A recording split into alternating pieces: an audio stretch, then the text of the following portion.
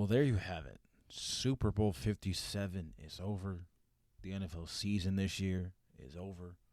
Kansas City Chiefs are now Super Bowl champions. Let me say, that was honestly a great game. I mean, super back and forth. Obviously, Philly was leading a lot of the game until the fourth quarter, where Kansas City put up 17 points to Philadelphia's 8. And I know everyone's going to talk about the James Bradbury hold at the end of the game. And initially, I thought, bullshit call. It didn't look that convincing. I thought it looked fine. But then James Bradbury himself even came out and said, yeah, it was holding. I thought they'd let me slide on that one. And here we are. Chiefs are now the Super Bowl champions once again. Patrick Mahomes now adds another Super Bowl to his long resume of accolades. And now, obviously, people are going to put him in the GOAT conversation. Still a little early for me. Obviously, Tom Brady just retired. He's still statistically the greatest quarterback in most quarterback categories. Patrick Mahomes, though, is doing a phenomenal job of catching up. So I give him credit for that. I mean, this game, he had, 21 for 27 attempts. 21 passes on 27 attempts. 182 yards, 3 touchdowns. 120. I'm going to stop talking. He completed 21 passes. I'm a big dumb dipshit and I can't read. Isaiah Pacheco played well. 15 carries, 76 yards, 1 touchdown. And you had Travis Kelce, of course, 6 receptions, 81 yards, 1 touchdown. I mean, overall, the game went well. I mean, shit. Jalen Hurts, 27 for 38, 304 yards and a touchdown. And then had 15 carries, 70 yards on 3 touchdowns. So him alone, 4 touchdowns is fucking insane. And then you had Devontae Smith, 7 receptions, 100 yards. A.J. Brown, 6 receptions, 96 yards and a touchdown. Dallas Goedert, 6 receptions, 60 yards. I mean, obviously that fumble that Jalen Hurts had earlier in the game where Nick Bolton returned it for a touchdown was also insane. I was like, there's no way this just happened. And it did. But I know everyone's gonna say, oh, the NFL's rigged and they want Patrick Mahomes to win and blah blah blah blah. If you want to hear my thoughts on that, listen to episode 1. I don't really believe the NFL's rigged, especially now that James Bradbury confirmed that it was a holding call and the refs made the right call. I know people say, oh well, just let it play. I get it and I agree they should just let it play, but it's if you see a fucking call, you're gonna make the call. Like that's just what it is. I'm not mad. Honestly, the game went better than I expected.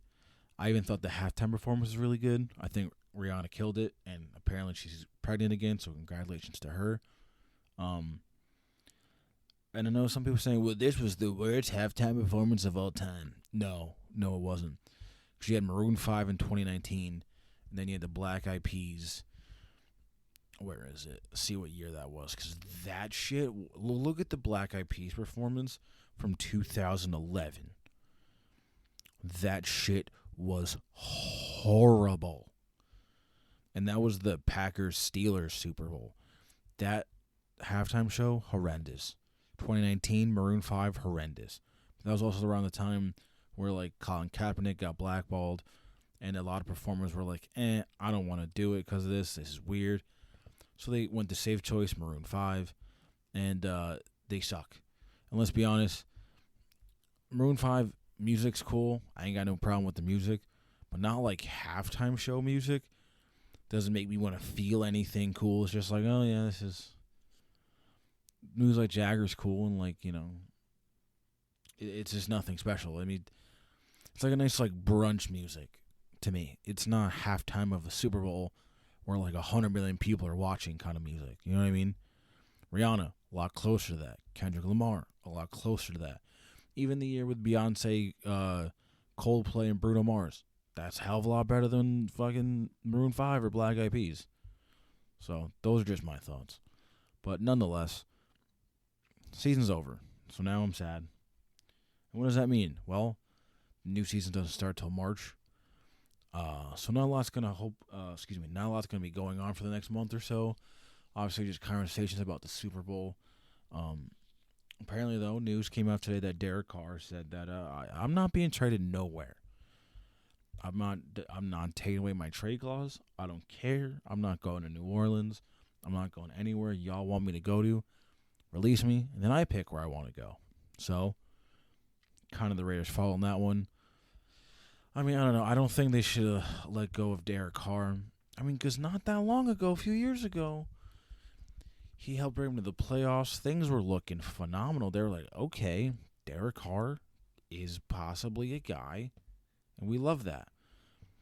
Then he got hurt in that playoff game. Things didn't really go all that well, and now here we are, where now he's gonna be a free agent, and it's not looking great. Was it 2021? Right? Was it that year where he got hurt in the playoff? I think. They make the playoffs that year? Let me check that. Yeah, I'm pretty sure. Yeah, that was in the 2020. Yeah, that was literally a year ago, right? Or am I just like losing my mind? I'm checking that right now. I swear that was like not that long ago. Let me see.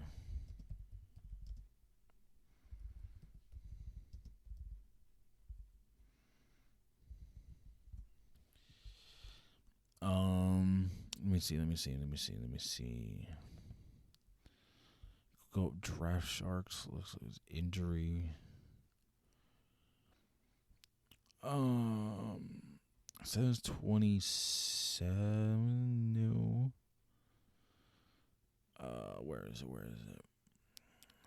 It's not in order of date. Yeah, I'm not. I swear it was. See, preseason, off season.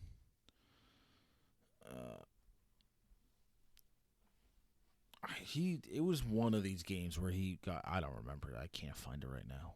But nonetheless, Raiders are blowing it up. Josh McDaniels is done with Derek Carr. Obviously, he's not getting Tom Brady because he just retired. And most likely, he's not going to get Aaron Rodgers because he's sitting in a dark room currently, having some deeper intellectual conversation with himself about life, the universe, whatever the fuck Aaron Rodgers thinks about. I honestly don't know. That man is on his spiritual journey. So, hey, do your thing, I ain't got no problem with that. I know people think he's weird or whatever. Or like, oh, he's some weird hippie fuck. I just don't. I mean, hey, if he wants to do that, that's what he wants. Fuck it. Who cares? He ain't bothering no one about it.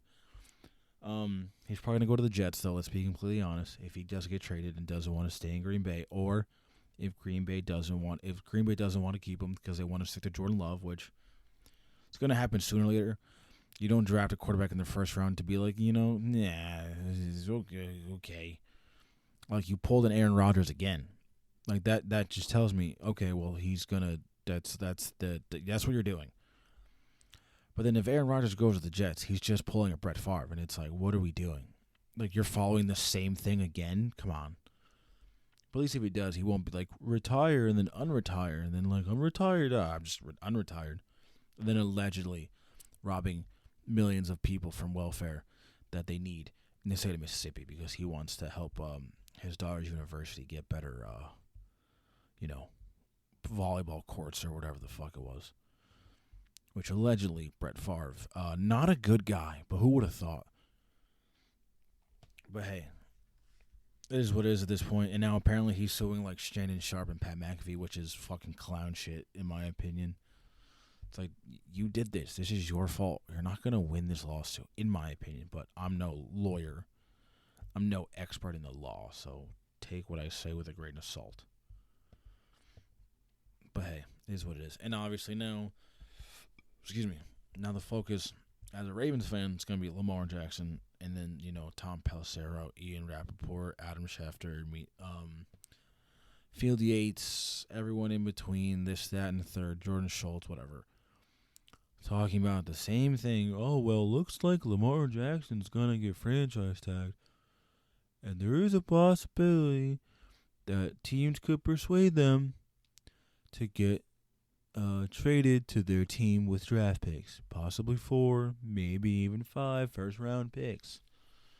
It's like, can you guys say anything fucking else, please? Like, I understand, I get it. It's a big deal. Lamar Jackson, superstar quarterback, is going to get paid. Obviously, Baltimore doesn't want to pay him what Deshaun Watson got paid from Cleveland, but it's going to have to happen, if not more. And if they don't do it, he's probably going to leave. But, like, and you guys just reporting the same things over and over and over and over again without anything new being added is fucking wasting all of our time. You're wasting your time talking about it. I'm wasting my time having to see it, read it, and hear about it. It's just like, it's like, I love Lamar and I wish him the best, whatever he decides. But, like, can we just, like, have him either re-sign, sign a franchise tag, or get fucking traded at this point? I'm so sick and tired of hearing this. It's just like, what are we doing? But, like, again, it's it is what it is. It's going to happen. And Lamar Jackson's most likely going to get the exclusive franchise tag, which means he'll get like a $45 million deal this year. Won't be able to be traded, which is obviously preferable. And then hopefully they rework another contract next year. So, but then it'll be another year of more analysts and more people on the internet being like, Lamar Jackson is contract. It's like, I just want you all to shut the fuck up, please. I'm just so sick and tired of fucking hearing about it. It's just like, even I'm saying it, I'm talking about it. I'm only talking about it because I'm a Ravens fan, because there's nothing else to fucking talk about right now. I mean, the only thing I can add is, like, I've seen all these mock drafts where they're saying, well, Baltimore should draft Bijan Robinson. Fucking why? We have a starting running back in J.K. Dobbins. There's no issue with J.K. Dobbins. He's a good running back. Possibly a great running back. So why are we going to draft Bijan Robinson in the first round? We don't need a running back. Like, we can get running backs in later rounds that can, if we don't keep Gus Edwards. But if we keep Gus Edwards, there's no point. I don't understand, but whatever. But my focus now is just the NFL draft coming up in, end of April. So that's one thing I'm worried about. Going to be looking up guys, researching prospects and all that. Until then, seeing a bunch of atrocious mock drafts for Baltimore. And probably a bunch of other mock drafts that other people just recreate and just repeat at this point. Which is the one thing I don't like about mock drafts. Is that, the analysts have their mock drafts, which I understand they have sources within teams and scouts and all that. So they talk to the people involved in these teams to get, proper mock drafts to be like, well, this is what we're hearing from different people within the league. This is where the people feel so-and-so's evaluated here, here, and here, whatever. I get that. But as fans, when you guys just reprint other, like, analysts' mock drafts and put your name on it, like, what the fuck are we doing? Don't do that. Like, stop being lazy. I'm not saying everyone's doing that, and I don't do mock drafts at all because I don't feel like I have anything proper to add with that. But so many people in sports media do that. It's like you're not adding any substance to this conversation. Like, you're just wasting our time and your time. It's like, stop reposting other people's mock drafts and have your own opinions on things. Like, I understand if certain pictures are the same. I get that. I'm not saying that they can't be.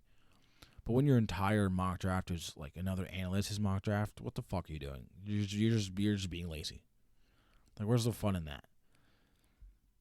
I don't know. But hey, if you're in Philadelphia, per this recording, which is the night of the Super Bowl, it's February 12th. Be safe. Hopefully you don't slide down those poles that they greased, because we don't want that. And if you're in Kansas City, be safe as well. Wish you all the best. And hope you all had a good Super Bowl. Hopefully if you made some bets, hopefully you won. Hopefully you enjoyed the halftime show. Hopefully if you were with friends and family or whoever, even if you were by yourself, hopefully the food was good, the drinks were good, whether alcoholic or non-alcoholic, even if you don't care about sports and you hear this, which I'd be kind of surprised because this is some sports show, just some sports show. Whether even if you hear this and you like sports but you're not the biggest fan, I get it. Hopefully you still had a good time regardless. Even if you missed the game because you were at work, whatever, hey, they always replay it soon after. I'm sure you can find replays on the internet. So, but hey, you're safe, you're happy. Hopefully everything went well. Hopefully you hit your bets. Hopefully you're with people you love and people you want to be around, and eat things you want to eat, and drink things you want to drink, and wear things you want to wear, and be who you want to be. So it's all that matters in life. So I thank you if you made it this far. Kind of just rambling at that end. Again, thank you if you made it this far. Very happy to bring this back. More things like this will come where I'm just, posting more raw thoughts on the world of sports. Because why not? I don't know. I got nothing else to do. Because also I love it. That's why. Fuck with whatever. So make sure to follow the podcast on YouTube. It's also available on Spotify, Apple Podcasts, Google Podcasts.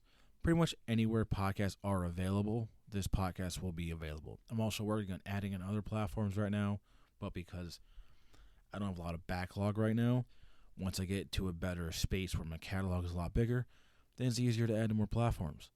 But obviously the main ones are important: Spotify, Apple Podcasts, Google Podcasts, and of course YouTube, and here on Anchor. This is where, host the podcast. So follow, rate the podcast 5 stars, share with your friends, family, enemies, whoever. I love you. Give you a kiss with permission. And I will see you all next time.